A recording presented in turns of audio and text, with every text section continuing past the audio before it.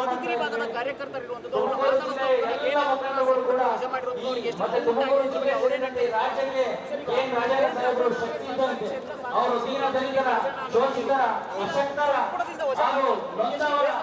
ಎಲ್ಲ ಜನಾಂಗ ಮತ್ತು ಎಲ್ಲ ಬಡವರ ಅತ್ಯಂತ ಪ್ರೀತಿವಂತ ನಾಯಕರು. ಅವರು ಏನಿವತ್ತು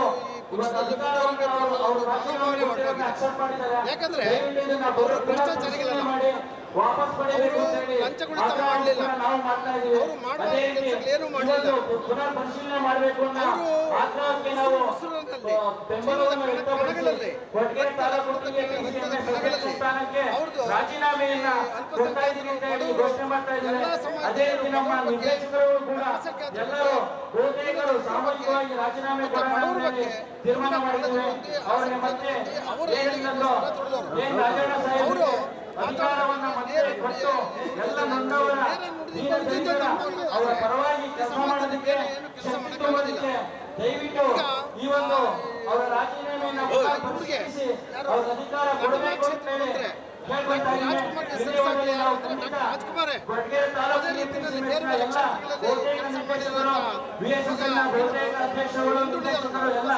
ಸಾಮೂಹಿಕವಾಗಿ ರಾಜೀನಾಮೆಯನ್ನ ಕೊಡಬೇಕು ಅಂತ ಹೇಳಿ ತೀರ್ಮಾನ ದೇವರಾಜ್ ಅವರಿಗೆ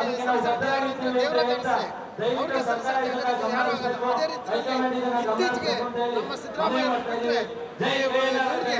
ಅಲ್ಪಸಂಖ್ಯಾತರ ಮತ್ತು ದೀನ ದಲಿತರ ಬಗ್ಗೆ ಕಾಳಜಿಯನ್ನು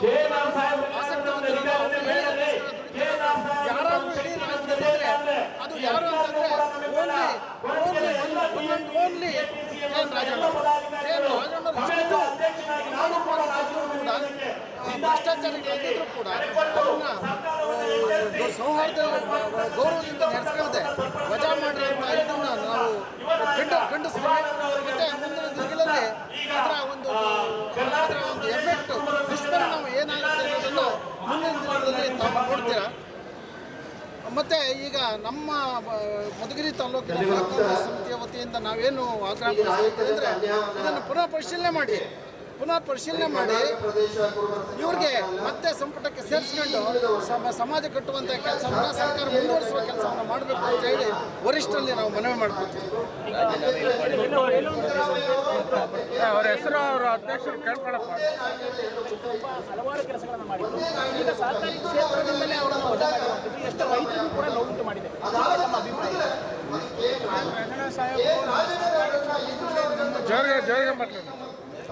ಜಿಲ್ಲೆಯಲ್ಲಿ ಸಹಸ್ರಾರು ರೈತಾಪಿ ಜನಕ್ಕೆ ಹಾಗೂ ವ್ಯಾಪಾರಿಗಳಿಗೆ ತಮ್ಮದೇ ಆದ ಒಂದು ಇದರಲ್ಲಿ ಬಹಳ ಸಹಾಯ ಮಾಡಿದ್ದಾರೆ ಬ್ಯಾಂಕಿಂದ. ಅಂಥವ್ರನ್ನ ಸಹಕಾರ ಕ್ಷೇತ್ರದಲ್ಲಿ ಅವರು ಗುರುತಿಸ್ಕೊಂಡಿದ್ದು ಸಹಕಾರ ಮಂತ್ರಿಗಳಾಗಿ ಕೆಲಸ ಮಾಡಿದ್ದಾರೆ.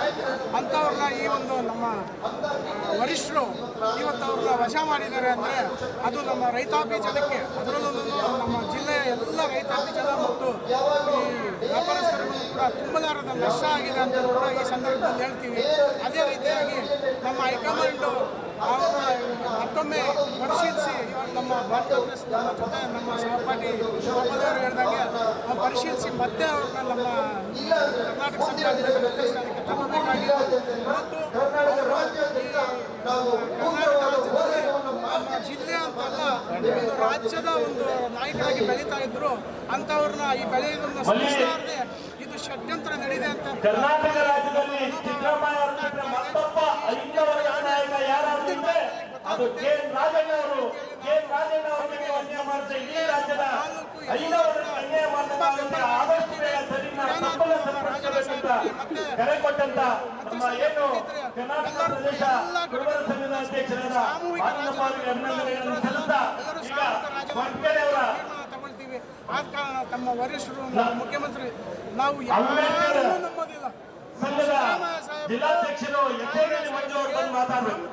ಸಿದ್ದರಾಮಯ್ಯ ಸಾಹೇಬರು ಏನಾದರೂ ಮಾಡಿ ನಮ್ಮ ರಾಜಣ್ಣ ಸಾಹೇಬರಿಗೆ ಮತ್ತೆ ಇದು ಮಂತ್ರಿ ಸ್ಥಾನ ಕೊಡಿಸೋದಕ್ಕೆ ಅವರು ಆಯುರ್ವೇದ ಕಷ್ಟಪಟ್ಟು ಕೊಡಿಸಬೇಕಾಗಿ ಅವರಲ್ಲಿ ನಾವು ವಿನಂತಿಸ್ಕೊಳ್ತೇವೆ.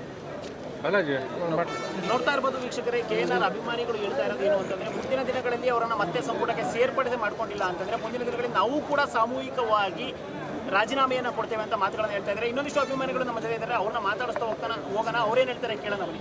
ಸರ್, KN ರಾಜಣ್ಣನವರು ಅಂದರೆ ಮಧುಗಿರಿ ಕ್ಷೇತ್ರದಲ್ಲಾಗಿರ್ಬೋದು, ರೈತರಿಗಾಗಿರ್ಬೋದು ತುಂಬ ಅನುಕೂಲಗಳನ್ನು ಮಾಡಿಕೊಡ್ತಾ ಬಂದಿದ್ರು. ಅದಲ್ಲದೆ ಹಾಸನ ಜಿಲ್ಲಾ ಉಸ್ತುವಾರಿ ಸಚಿವರು ಕೂಡ ಆಗಿದ್ರು. ಹಾಸನ ಜಿಲ್ಲಾ ಉಸ್ತುವಾರಿ ಸಚಿವರಿಂದನೇ ತೆಗೆದಾಗಲೇ ಏನಾದರೂ ಈ ಕುರು ಸಿಕ್ಕಿತ್ತ ಮುಂದೆ ಮಂತ್ರಿ ಸ್ಥಾನ ಹೋಗ್ಬೋದು ಅಂತ ಏನಾದರೂ? ಸರ್, ಈ ಜಿಲ್ಲೆಯಲ್ಲಿ ನಮ್ಮ KN ರಾಜಣ್ಣ ಸೇವೆ ಮಾಡಿದಂಥವರು ನಮ್ಮ ಜಿಲ್ಲೆಯಲ್ಲಿ ಯಾರೂ ಇಲ್ಲ. ಇದ್ದ ಇವಾಗ ಏಕಾಏಕಿ ಅವರು ಹಿಂಪಡೆದಿದ್ದಾರೆ ಅಂದರೆ ನಮ್ಮ ಜಿಲ್ಲೆ ಎಲ್ಲನೂ ನಮ್ಮ ಜಿಲ್ಲೆ ಎಲ್ಲ ಏನು ಗ್ರಾಮ ಸದಸ್ಯರು ದಿನಮಾನಗಳಲ್ಲಿ ಆದ್ರಿಂದ ಈ ದಿವಸ ನಾವೇನು ತುಮಕೂರಲ್ಲಿ ಈ ಒಂದು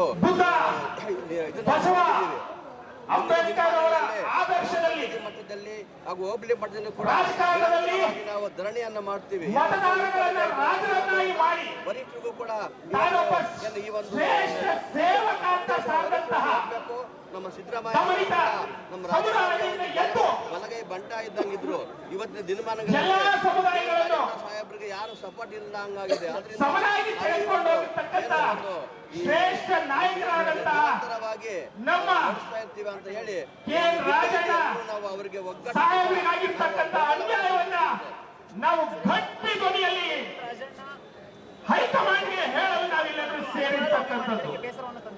ಬಂಧುಗಳೇ, ಮೊನ್ನೆ ತಾನೇ ಏನು ಮತಗಳ ವಿಚಾರವಾಗಿ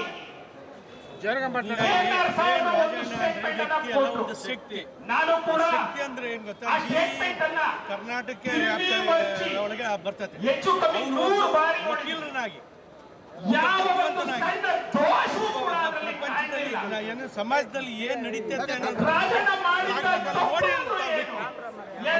ಅವ್ರು ಏನ್ ಮಾಡ್ಬೇಕಂದ್ರೆ ಇಂಥ ವ್ಯಕ್ತಿನ ಒಂದು ಕ್ಯಾಬಿನೆಟ್ ನಲ್ಲಿ ಇದ್ರೆ ಕಷ್ಟ ಯಾವ ರೀತಿ ಅವ್ರು ಕಷ್ಟ ಅನುಭವಿಸ್ತಾರೆ ಗೊತ್ತಾಗುತ್ತೆ.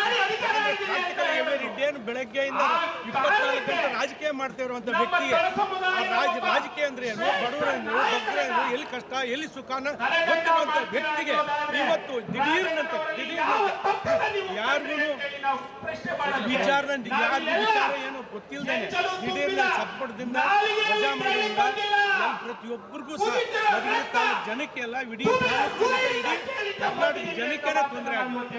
ಇವತ್ತು ಅವ್ರ ಸಂಪುಟದಲ್ಲಿ ಇವತ್ತು ಇಡೀ ಒಂದು ಸಹಕಾರ ಕ್ಷೇತ್ರದಲ್ಲಿ ರೆಸಲ್ಯೂಷನ್ ಮಾಡಿದೆ. ಸಹಕಾರ ಕ್ಷೇತ್ರ ರೆಸಲ್ಯೂಷನ್ ಮಾಡಿದ್ರೆ ಹೊಸ ಹೊಸ ಕಾನೂನು ತಂದಿದೆ. ಯಾರಿಗಾದ್ರೆ ಅವಕಾಶ ಸಿಕ್ಕಿರಲಿಲ್ಲ ಸೊಸೈಟಿನಲ್ಲಿ ಎಲ್ಲರಿಗೂ ಅವಕಾಶ ಸಿಕ್ಕಿರುತ್ತೆ. ಒಂದು ಹೊಸ ಕಾನೂನು ಆ ಕಾನೂನು ಈಗ ಮಾಡ್ತಾ ಇರೋದು ಈಗ ಅವ್ರಿಗೆ ಆಗೋದು ಅದನ್ನ ತಡೆಯುವಂತ ಶಕ್ತಿ ಆಗಿದೆ. ಮತ್ತೆ ಇದೆಲ್ಲ ಬೇರೆ ಯಾರೋ ಸಂಘಟನೆ ಮಾಡಿ ಅದನ್ನು ತೆಗಿಲೇಬೇಕು ಅನ್ನೋ ಉದ್ದೇಶ ತೆಗೆದಿದ್ದಾರೆ. ಮುಂದಿನ ದಿನದಲ್ಲಿ ಪ್ರತಿಯೊಬ್ಬರು ಸಹ ಮಧುಗಿರಿ ತಾಲೂಕೆಲ್ಲ ಎಲ್ಲ ಇಡೀ ಕರ್ನಾಟಕನೇ ಬಗ್ಗೆ ಎಲ್ಲ ಚರ್ಚೆ ಮಾಡ್ತಾ ಇದೆ. ಇಡೀ ಇಂಡಿಯಾದಲ್ಲಿ ಚರ್ಚೆ ಮಾಡ್ತಾ ಇದ್ದಾರೆ. ಸಹಕಾರ ಧುರೀಣ ಇಂಥ ಸಹಕಾರ ಧುರೀಣ ತೆಗೆದಿದ್ದಾರೆ. ಈ ನಾಡಿನವರ ಗತಿ ಏನು, ಬುದ್ಧಿವಂತರ ಗತಿ ಏನು, ಅದಕ್ಕೋಸ್ಕರ ಅವ್ರನ್ನ ಇದೇ ಖಾತೆ ಮಾಡಬೇಕು. ಸಹಕಾರ ಕ್ಷೇತ್ರನೇ ಕೊಡಬೇಕು, ಬೇರೆ ಕ್ಷೇತ್ರ ಕೊಟ್ಟು ಇವತ್ತು ಜನಕ್ಕೆ ಅನುಕೂಲಬೇಕಂತ ಈ ಮೂಲಕ ನಮ್ಮ ತಾಲೂಕು ಜನರ ಪರವಾಗಿ ನಾವು ನಾನು ವಕೀಲರನ್ನಾಗಿ ಅವರು ವಕೀಲರಾಗಿ ಅವ್ರ ಮನೆ ತನ ಎಲ್ಲ ಇಡಿ ಅಂತ ಹೇಳ್ತಾರೆ.